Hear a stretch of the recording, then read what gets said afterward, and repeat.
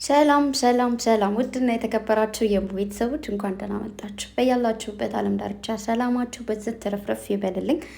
የኔ ውድ እህቶች አመሰግናለሁ። ስጠፋ ጠፋሽ የምትሉኝ ሁሉ በጣም ነው ማከብራችሁ፣ በጣም ነው የማመሰግነው። እንግዲህ ያው ትናንት ነግራችሁ ነበር አይደል? የቀለበት ስነ ስርዓት ጥሪ ያለብኝ ልወጣ ነው ብያችሁ ነበር። ከዛ ስመለስ ደግሞ ደከመኝ። ከዛ ምንም አዲስ ነገር ስለሌለ ጨረቃዎች ምናፍቀውኝ ስለነበር ዝም ብዬ ተኛው ማለት ነው። እንግዲህ ዛሬ ምንም አዲስ ነገር የለም። ግን ብሩኬ ስቶሪ ያደረገው አለ። ኖ ገርልስ ወንትስ ኤ ፓርት ቦይ። ምን ማለት ነው? ምን ማለት ነው? ዋት ኢዝ ዚስ? ጥሩ ንግግር አይደለም። በት ኖ ማዘር ወንትስ ኤ ዲየዲየሲየን ሹ ሀዲዝ አልባት ማድረ ሹፊ ማዕርፍ ባዴን ሹጋል አስ ዩር ድሪምስ ቱ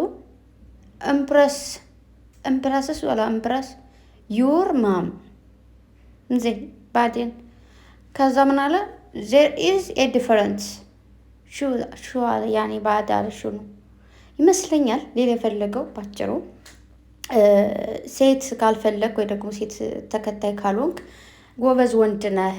ከዛ ግን ብሎ ደግሞ ከዛ እናትህን የማትፈልግ ከሆነ ግን ጥሩ ልጅ አይደለህም ማለት ነው። ከዛ ደግሞ የሆነ ልዩነት እናትን እና ህልምህን መከተል ምንም ልዩነት የለውም ማለት እናትህንም ህልምህንም ይዘህ መሄድ ትችላለህ ማለት መሰለኝ። ዜሬስ ዲፈረንት ሁለቱ በጣም ልዩነት አላቸው ማለት ነው። አይ ነው ያው እውነት ለመናገር ከዚህ በፊትም እኔም እላለሁ ወይ ደግሞ ሌላ ሰዎችም ይላሉ ማለት አሁን ለሴቶች ብዙ ጊዜ ምን እላለሁ ወንድ ተከታይ አትሆኑ እላለሁ ማለት ነው። ማለት ህልማችሁን ቤተሰቦቻችሁን አክብሩ። መጀመሪያ ህልማችሁን ስታሳኩ ነው ወንዶቹ የሚመጡት ወይ ደግሞ ስኬታማ የምትሆኑት እላለሁ። ወንዶቹም ያው ሲመካከሩ ልክ እንደኛ እንደ ሴቶች ሴትን ተከታይ ሳይሆን ህልማችሁን ተከተሉ እንደሚለው ይመስለኛል። ግን ይህንን ነገር ያው ብዙዎቻችን ከቅምጥሌ ጋር ወይ ደግሞ ከሁለታቸው ፍቅር ጋር ልናነካካው እንችላለን። ግን ይህንን ማነካካት የለብንም። ምክንያቱም ይቺ አባባል የማንኛውም ሰው አባባል ነች። በየትኛውም በኩል ወንድንም ቢሆን ብዙ ጊዜ ጀግና ወንድ ማለት ሴት ስር የሚል ሳይሆን ለዓላማው የሚኖር ነው፣ ስራ ሰሪ ነው ወንድ ምንለው እንደሌለ ያንን ለመግለጽ ፈልጎ ነው ማለት። ያ ማለት ከአንድ ሴት ጋር አይደለም። ለምሳሌ አሁን እኔ አንድ ባል አላችሁ ወይ ደግሞ አንድ ፍቅረኛ አላችሁ ማለት ወንድ ተከታይ ናችሁ ማለት አይደለም። ያ ማለት ያኔ በቃ የተፈቀደ ነው አንዳንድ ሰው ማለት ነው። ግን በጣም ብዙ ሰዎች አሉ ከ50 ወንድ ጋር የሚወጡ ሴቶች ከ50 ሴት ጋር የሚወጡ ወንዶች አሉና ያንን ለመንካት ነው። ገባችሁ? ብሩኬ ትርጉም ፖስት ያደረገው ምናምን ማለት መሰላችሁ? እኔ ሴት ተከታይ አይደለሁም ለዓላማዬ የሚኖር ሰው ነኝ ማለት ከሌላ ሴት ጋር ታይታል ስለተባለ ማለት ነው። ኖ ገርል ወንትስ ኤ ፓርት ፓወር ነው እንጂ ይህም ፓርት ነው ደግሞ ፈጣሪ ወይ ፓወር ቦይ ማለት ያኔ ኖ ገርል ማለት ገርል ሴት አለመፈለግ ማለት ነው። ወንትስ ፍላጎት፣ ፓወር ቦይ ማለት አቅም ያለህ ወይ ደግሞ ጀግና ወንድ ነህ እንደማለት ነው። ስለዚህ አይ ነው እስማማለሁ በዚህ ነገር። ሴት ተከታይ ወይ ደግሞ ወንድ ተከታይ አትሆኑ። ሁላችሁም የያዛችኋትን ሴት ይዛችሁ ወይ ደግሞ የያዛችሁትን ወንድ ይዛችሁ መሄድ ስለምችሉ ማለት ነው። ፈጣሪ ግን እኮ ማውራት አልቻልኩም።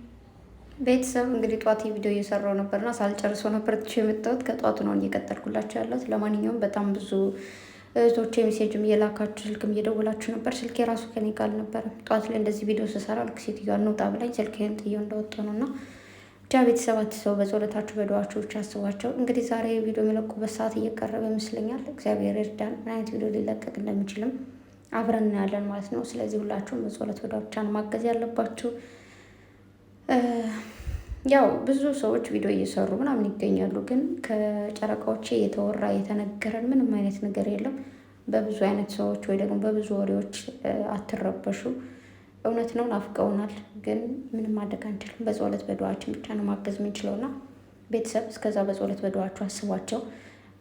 እውነት ለመናገር እኔም በድጋሚ ከቤት ልወጣ ነው እና ብቻ ቪዲዮ ሲለቀቅ ምናልባት ላኖር እችላለሁ። ብቻ ስመለስ ያው ማየት አይቀርምና ቀድማችሁ አይታችኋቸው ምን እንደተፈጠረ ብትነግሩኝም ደስ ይለኛል። እውነት ለመናገር ብቻ ቤተሰብ አትሰቡ፣ አትጨነቁ ለማለት ያክል ነው። የምር በጣም ደክሞኛል። እግዚአብሔርን እንዴ ጠዋት እያወራሁ ነበረ የሆነ ያወራሁት ራሱ አሁን ጠፋኝ። የምር መልካም ቆይታ። በጸሎት በዱዓ አስባቸው እሺ።